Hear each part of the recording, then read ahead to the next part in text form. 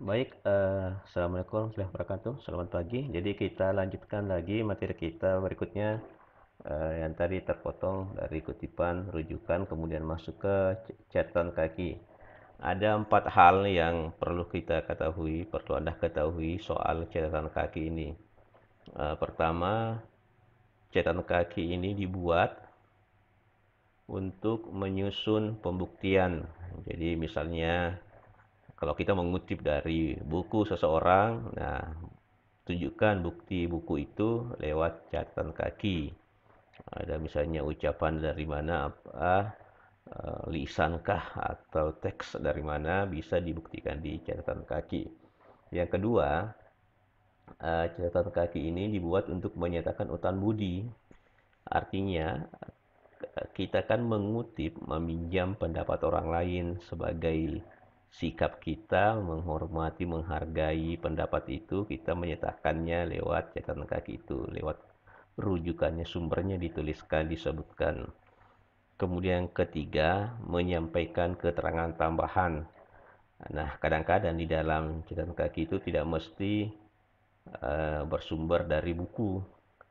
Misalnya ketika kita mengutip eh, atau menuliskan satu kata yang kata itu ternyata tidak ditemukan dalam bahasa Indonesia tetapi penting untuk dimasukkan di dalam makalah kita, misalnya dari bahasa daerah. Nah, kalau mau dijelaskan, keterangan tambahannya itu dapat disampaikan di bagian bawah, sudut kiri bawah melalui bentuk catatan kaki. Itu namanya keterangan tambahan.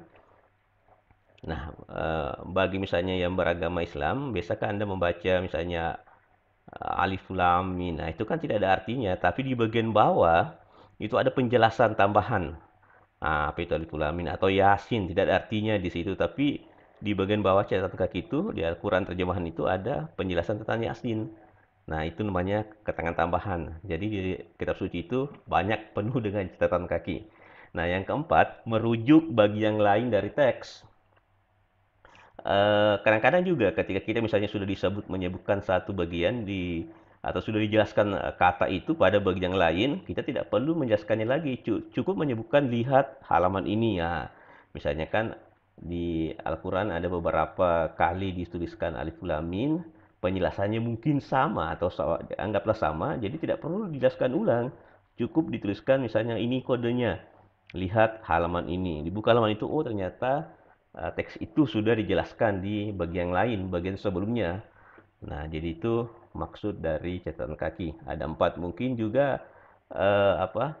Jadi ada keluasan ya sedikit lebih longgar dibanding dengan model rujukan. Kalau rujukan kan hanya menuliskan sumber dari buku, dari jurnal atau artikel dari koran dan sebagainya. Tapi kalau catatan kaki memberikan kesempatan kita sebagai penulis untuk memasukkan hal-hal yang lebih rinci di luar dari sumber berupa buku ya. Nah, sekarang kita masuk ke slide berikutnya, prinsip membuat catatan kaki. Pertama, perhatikan hubungan antara catatan kaki dengan teks. Jadi teks itu selalu merujuk ke catatan kaki. Hubungannya nanti itu dengan nomor urut penunjukan.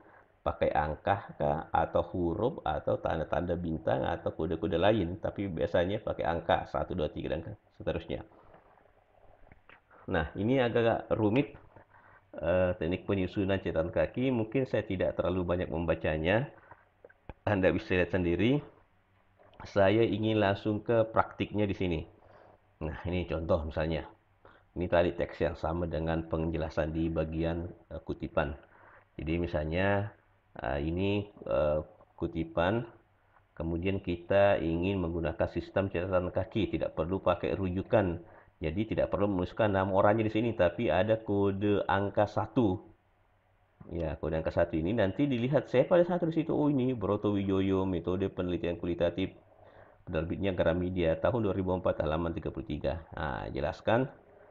Nah, ini nanti kalau misalnya ada paragraf lanjutannya ada 2, 3 dan seterusnya, ini ditulis lagi seperti ini. Nah, itulah catatan kaki. Kemudian, nah ini ada contoh-contoh yang saya buat, misalnya eh, ini judul artikel yang saya tulis, kemudian saya mau berikan catatan kaki. Bagaimana sih judul ini? Di mana saya dapat misalnya ini tanda bintang kecil, nanti di bawahnya bagian halaman yang sama ini, cuma tidak terlalu kecil kalau dibuat semuanya.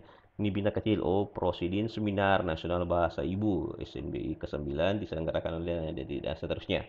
Nah, jadi itu. Jadi hubungannya tadi yang di tanda bintang kecil ini dengan yang di sini, ya ini lanjutannya. Nah, ini tampilannya cuma terlalu kecil. Jadi hubungan teks ini di atas ini dengan yang di bawah sini nih nyambung ya. Ya, jadi nyambung. Nah, ini juga kalau kita gunakan misalnya pakai angka.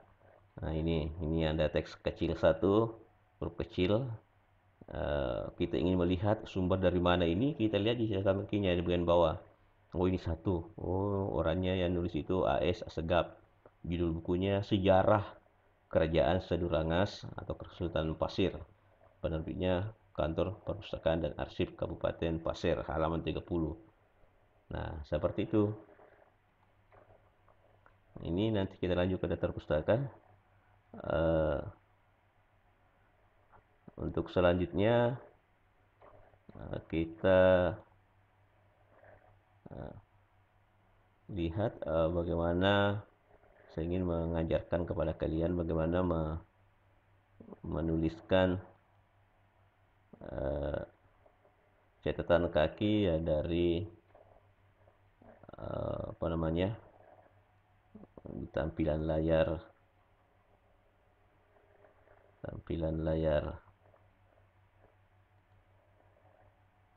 nah tampilan layar Word ini. Jadi misalnya nah ini kan kalau kita ingin membuat catatan kaki ini ada terbaca langsung di sini. Kalau dicek ini satu kemana, oh ini ke bawah Ais Asegaf. Cara menulisnya kan gini, misalnya kita ingin menambahkan lagi satu kutipan di sini, ada nggak di sini? Ya caranya sederhana. Misalnya sampai sini. Nah, coba klik di reference footnote ya, catatan kaki di footnotes-nya, klik ini. Nah, ini kan nomor kita pakai angka-angka, oke, button on file di bawah, kemudian insert. Nah, itu langsung muncul sini angka 5. 5-nya di mana tadi? Oh, ini. Nah, tinggal diketik saja. Nah, misalnya saya apa nulisnya? Misalnya tadi A S Asegaf. Nah, bukunya Sejarah Kesultanan Pasir. Nah, dan seterusnya ya. Oke, itu kan. Jadi caranya gampang. Nah, ini saya hapus lagi karena ini adalah contoh yang tidak tepat sebenarnya ya. Ini dihapus lagi.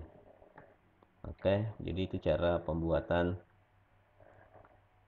catatan kaki. Ini banyak. Kemudian mungkin Anda bertanya, apa sih istilah-istilah ibit-ibit ini apa dan sebagainya. Jadi ada beberapa istilah, saya mungkin bisa masuk ke sini. Tadi ada beberapa istilah.